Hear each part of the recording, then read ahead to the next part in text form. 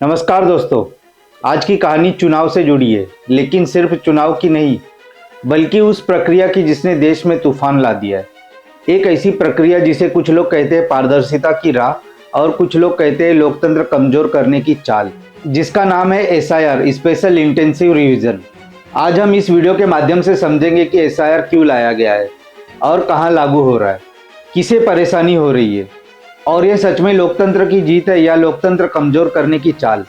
आज हम इस वीडियो के माध्यम से बताएंगे कि एसआईआर की प्रक्रिया क्या है, किन राज्यों में चल रही है और इससे जुड़ी दिक्कतें क्या है, और इस पर चुनाव आयोग, सत्ता पक्ष और विपक्ष का क्या कहना है। सबसे पहले यह समझते हैं कि एसआईआर प्रक्रिया है क्या। यह एक विशेष पहचान और पंजीकरण प्रक्रिया है जिसका मुख्य उद्देश्य सरकारी डेटाबेस को त्रुटिहीन और अपडेट करना है। सरकार का तर्क है कि इससे फर्जी नामों को हटाया जाएगा, डुप्लीकेट एंट्रीज खत्म होगी और हर नागरिक को उसकी पहचान मिलेगी, जिससे सरकारी योजनाओं का लाभ सही लोगों तक पहुंचेगा। यह प्रक्रिया राष्ट्रीय स्तर पर नहीं चल रही है बल्कि चुनिंदा राज्यों में चल रही है जहां डेटाबेस में बड़ी विसंगतियां पाई गई है, और वो राज्य है छत्तीसगढ़, गोवा, गुजरात, केरल, मध्य प्रदेश, राजस्थान, तमिलनाडु, उत्तर प्रदेश, पश्चिम बंगाल, अंडमान निकोबार, लक्षद्वीप, पुडुचेरी। इन राज्यों में पायलट प्रोजेक्ट या विशिष्ट अभियान के रूप में चल रही है।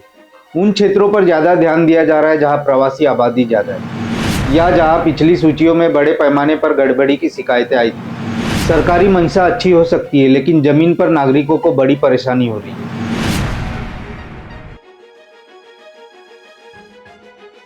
कई लोगों से तो पुराने दस्तावेज मांगे जा रहे हैं जो उनके पास मौजूद नहीं है।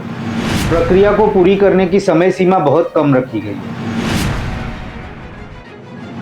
जिससे खासकर गरीब और मजदूर वर्ग अपना काम छोड़कर लाइन में लगने को मजबूर है। कई जगह तो ऑनलाइन पोर्टल ही ठीक से काम नहीं कर रहे हैं या डेटा अपलोड करते समय सर्वर डाउन हो जाते हैं। जिन लोगों के पास स्थायी आवास या जमीन के कागजात नहीं है, उन्हें सूची से हटाए जाने का डर है, जिससे उनका मताधिकार खतरे में पड़ सकता है।